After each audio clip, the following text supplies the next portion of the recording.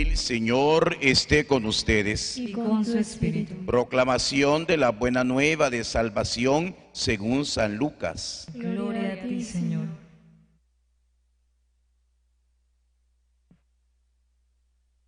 En aquel tiempo Jesús iba recorriendo ciudades y aldeas, predicando y anunciando la buena nueva del reino de Dios. Lo acompañaban los 12 y también algunas mujeres a las que había curado de espíritus malos o de enfermedades. María, por sobrenombre Magdalena, de la que habían salido 7 demonios. Juana, mujer de un administrador de Herodes, llamado Cusa. Susana y varias otras que los atendían con sus propios recursos. Palabra del Señor. Gloria y honor a ti, Señor Jesús. Acomódense un momento, hermanos, una breve reflexión en esta Eucaristía, que es la primera que celebramos en este año, de manera especial para ofrecerla por aquellos que nos ayudan, a quienes llamamos bienhechores. Quizá algunos se nos han escapado, pero igual vamos a ir aprendiendo. Vamos a ir aprendiendo. Recordemos que el éxito se construye a base de fracasos, ¿verdad? A base de equivocaciones, cuando sabemos capitalizarlos indudablemente. Una reflexión en torno al Evangelio que hoy hemos escuchado y que está tomado de San Lucas. San Lucas, que era médico de profesión.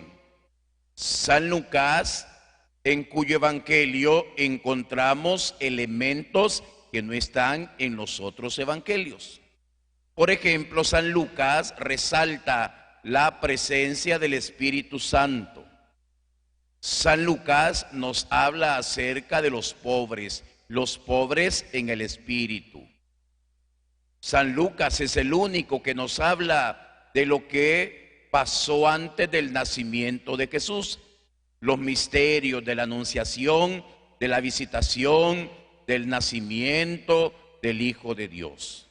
Pero también San Lucas resalta en su evangelio la figura de la mujer. San Lucas es el evangelista de las mujeres. En la época de Jesús, la mujer no tenía mayores derechos. La mujer no tenía participación ni en la vida social y menos en la vida religiosa del pueblo de Israel.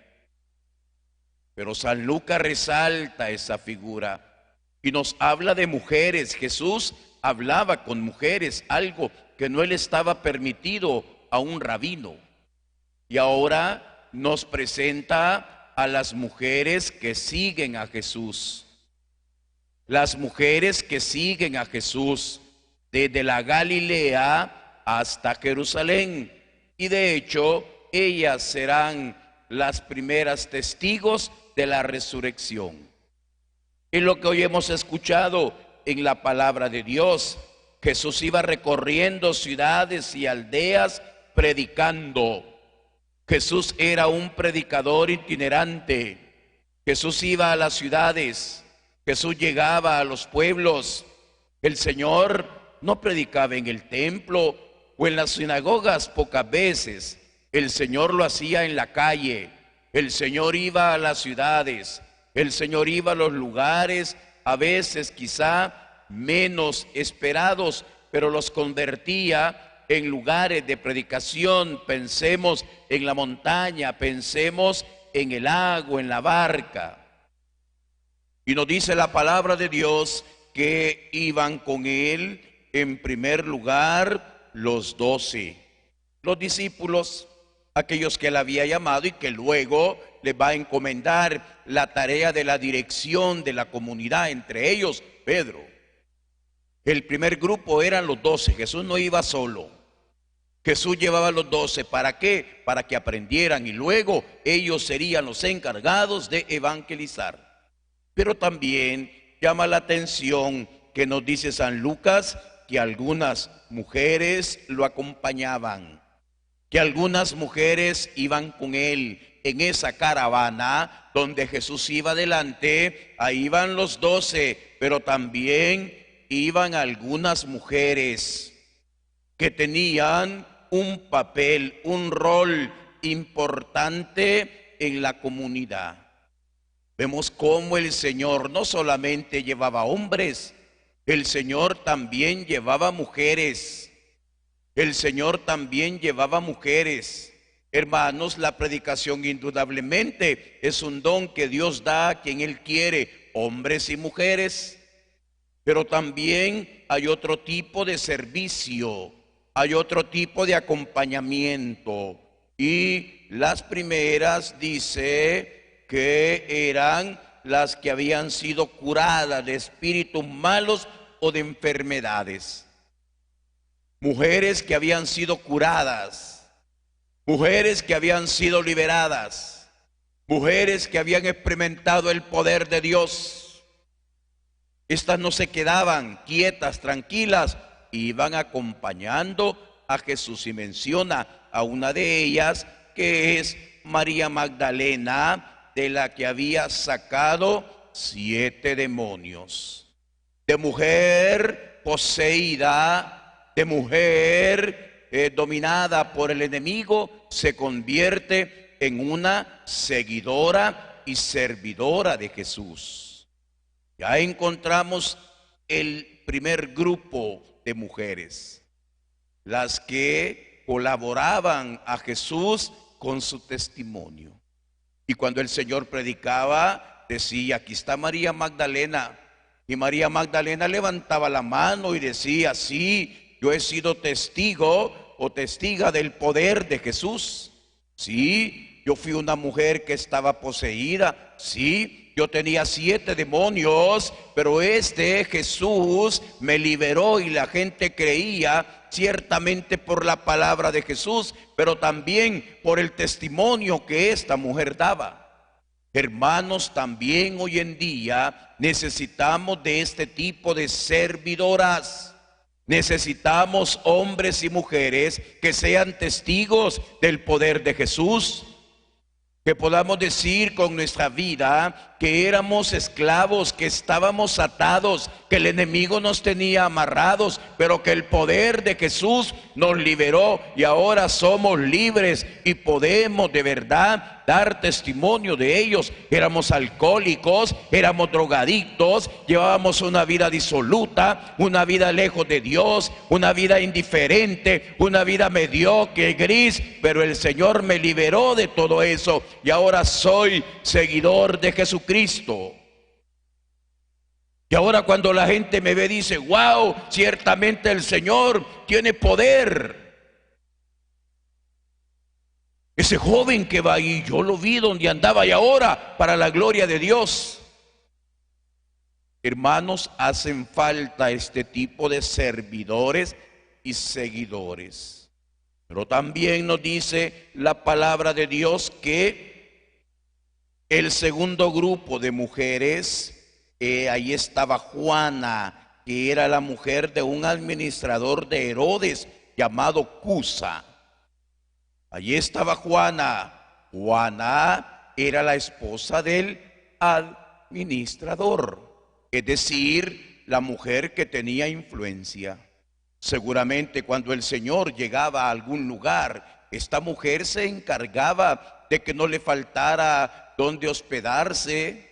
Seguramente esta mujer era como la encargada de la logística, de los contactos.